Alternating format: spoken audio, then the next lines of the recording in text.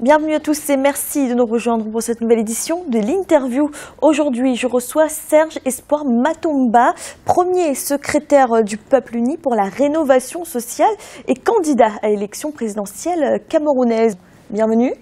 Merci, bonjour et bonjour à tous les téléspectateurs d'Africa 24. Merci d'avoir accepté notre invitation.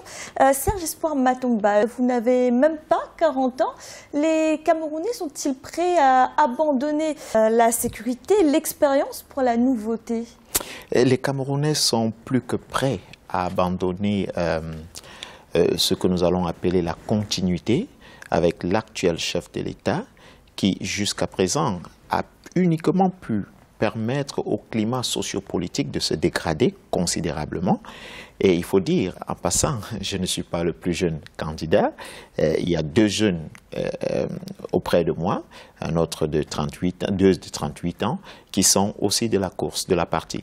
Mais il faut dire, et avec précision, que les Camerounais aujourd'hui ont besoin d'autre chose. Parce que, comme je l'ai souligné, le climat sociopolitique, socio-économique du Cameroun est désastreux et il faut absolument remettre le Cameroun sur une véritable pente. Mais tout de même, hein, vous n'obtenez votre premier mandat électif qu'en 2013, c'était il y a 5 ans. Avec si peu d'expérience politique, est-ce que ce n'est pas un peu léger pour briguer la magistrature suprême ? Écoutez, je ne sais pas déjà ce que vous appelez si peu d'expérience politique. J'ai 5 ans comme étant un élu. Outre cela, ça fait 10 ans que je suis en politique. Outre le fait d'être en politique depuis 10 ans, je suis un entrepreneur depuis plusieurs années. Je tiens à vous rappeler que ça fait pratiquement à l'âge de 17 ans que j'ai créé ma toute première entreprise et j'en ai reparti comme ça dans le monde entier plusieurs.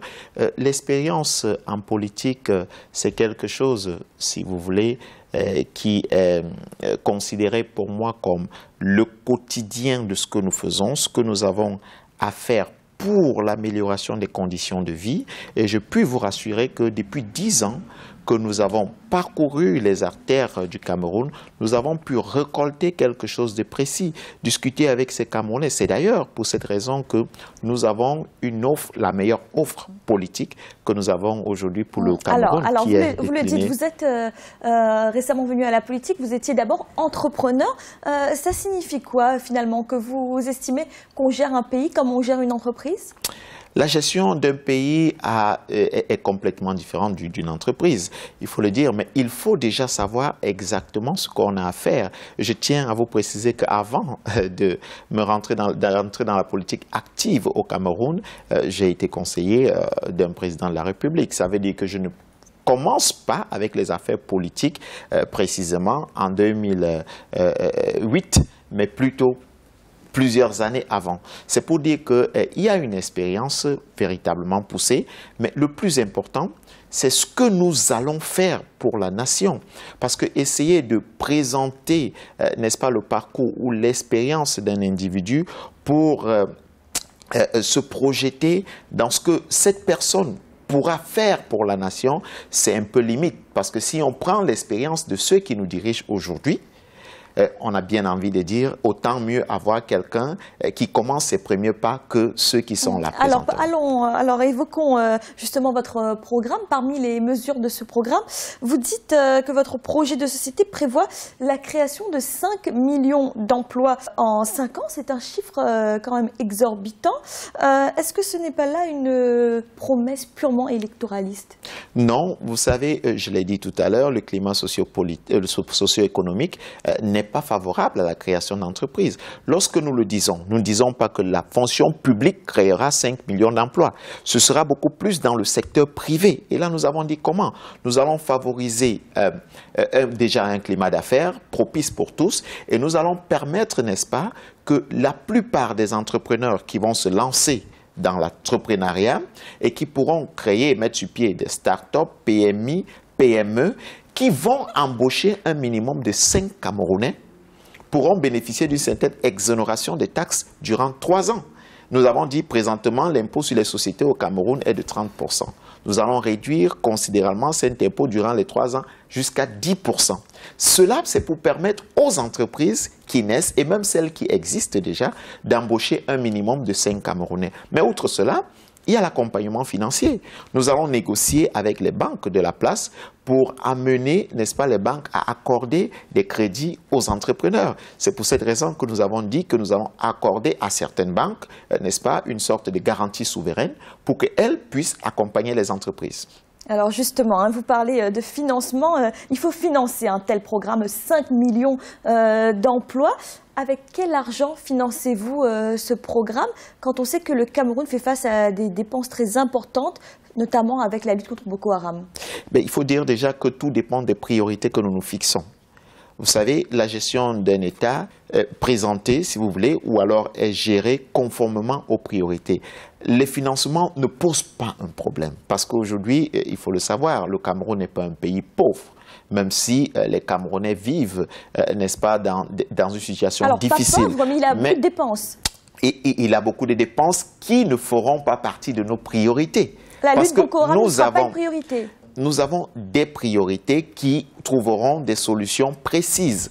Et il faut le dire, la lutte contre l'extrémisme, contre l'extrémisme, c'est une priorité. Mais alors, nous n'allons pas injecter, si vous voulez, tout ce que nous avons de budget pour cette lutte-là. Parce que cette lutte a d'autres solutions qui ne sont pas d'ordre financier, qui sont dans le système éducatif aussi. Parce qu'il faut comprendre pourquoi est-ce qu'un Camerounais aujourd'hui peut accepter de participer à la déstabilisation du Cameroun.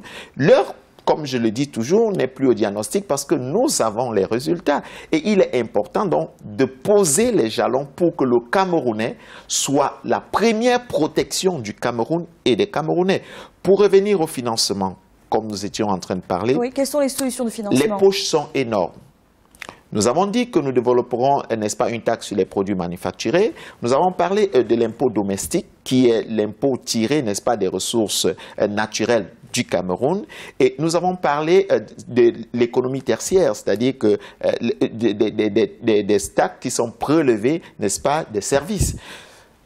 Le Cameroun n'a pas un problème d'argent pour implémenter ces projets. Nous n'avons pas de problème d'argent pour implémenter les projets. Nous avons d'ailleurs dit l'accompagnement pour les entreprises est chiffré, c'est 5 milliards de francs par an. Et nous sommes sûrs et certains qu'au bout de 5 ans, nous aurons les 5 millions d'emplois créés. Non seulement les 5 millions d'emplois créés, nous allons permettre aux Camerounais de pouvoir bénéficier des soins. Parce que là, nous avons dit que nous allons accorder une assurance maladie qui sera une prise en charge totale de l'État pendant 3 ans. Et nous allons permettre aux Camerounais d'avoir de l'énergie aussi. Alors, vous parlez de la santé. Vous avez notamment indiqué que si vous êtes président, aucun membre de votre gouvernement ne sera autorisé à aller se soigner à l'étranger. Comment est-ce que vous pouvez vérifier cela ? Écoutez, je le dis encore, aucun membre de mon gouvernement ne sera autorisé à aller se soigner à l'étranger avec des fonds publics. Il est important que les membres du gouvernement doivent devenir l'exemple. Mais s'ils savent qu'ils ne sont pas autorisés à aller se soigner, ils feront tout dans leurs services respectifs pour que nous puissions avoir une santé de qualité. Parce qu'il est important de le dire, notre responsabilité est de procurer, de donner aux Camerounais une véritable santé, un accès aux soins et une véritable santé, mais dans le territoire national d'abord. Et en tant que membre du gouvernement, il est du devoir de ces derniers de s'assurer que tout ce qui est posé pour que les Camerounais aient accès aux soins est bien fait.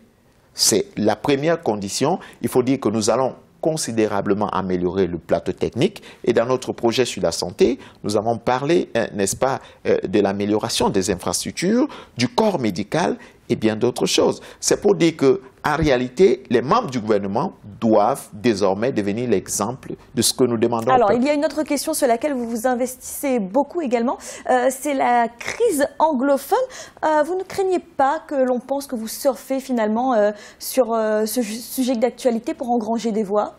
Non, il est important que les fils et filles du Cameroun dialoguent aujourd'hui. Il est important. Certains Camerounais, pour la plupart d'ailleurs, sont en colère, d'autres l'expriment avec des méthodes que nous connaissons, que nous voyons, que nous déplorons, mais nous invitons chacun à pouvoir non seulement déposer les armes, mais s'asseoir autour d'une table. Parce qu'il urge. Vous savez, un conflit armé aussi longtemps qu'il dure finira par trouvera des solutions autour d'une table. Pourquoi permettre que le conflit armé dure et pourtant nous avons l'occasion de nous asseoir autour de la table? Il est clair que des enfants du Cameroun sont énervés. Il est important pour nous autres de dire que nous sommes non seulement à l'écoute, mais nous apportons des solutions précises aux problèmes réels. Parce qu'en réalité, qu'est-ce que le Camerounais de la zone anglophone demande? C'est le bien-être. Qu'est-ce que le Camerounais de la zone francophone demande? C'est le bien-être. Donc, il est important que nous puissions développer la nation pour que chacun se sente heureux dans cette nation et que chacun puisse être fier d'appartenir à ce pays. Alors, cette crise anglophone, ce sera un des thèmes principaux de cette élection, en tout cas un des enjeux de cette élection présidentielle. Vous êtes un des candidats de l'opposition. Est-ce que vous seriez prêt à vous désister en faveur d'un autre candidat de l'opposition qui aurait de meilleures chances?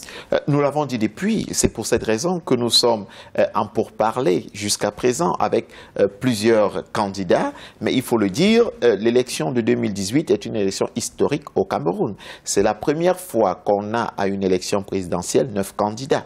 C'est la première fois qu'on a dans une élection au Cameroun des nouveaux visages qui n'était pas il y a quelques années encore connu de la scène publique et politique du Cameroun. Mais le nombre peut avantager le président sortant. Le nombre, je doute fort, parce que l'insatisfaction qui se constate au sein de la population, je doute fort que M. Biya ait 500 000 voix au sorti de cette élection. Il est important de le dire et de le signifier. Et mais c'est une présidentielle à un seul tour. Le vote est secret. Le degré d'insatisfaction de la population ne permet pas à l'actuel chef d'État d'engranger, d'avoir un minimum ou un maximum de 500 000 voix. Je le dis encore, l'insatisfaction constatée dans la société emmènera les Camerounais, n'est-ce pas, à décider du nouveau visage qu'ils veulent pour le Cameroun. Et à ce niveau, la précision est là. Le vote est secret, chacun se retrouvera dans l'urne, chacun pourra décider de l'avenir de la nation. Et ce sera le 7 octobre. Serge Espoir Matomba, vous êtes premier secrétaire du Peuple uni pour la rénovation sociale et candidat à l'élection présidentielle de 2018 au Cameroun. Merci d'avoir répondu à nos questions. Le plaisir. Et merci à vous de nous avoir suivis. N'oubliez pas, vous pouvez retrouver cette émission et tous nos autres programmes sur www.africa24tv.com. Et à bientôt pour un nouveau rendez-vous de l'interview.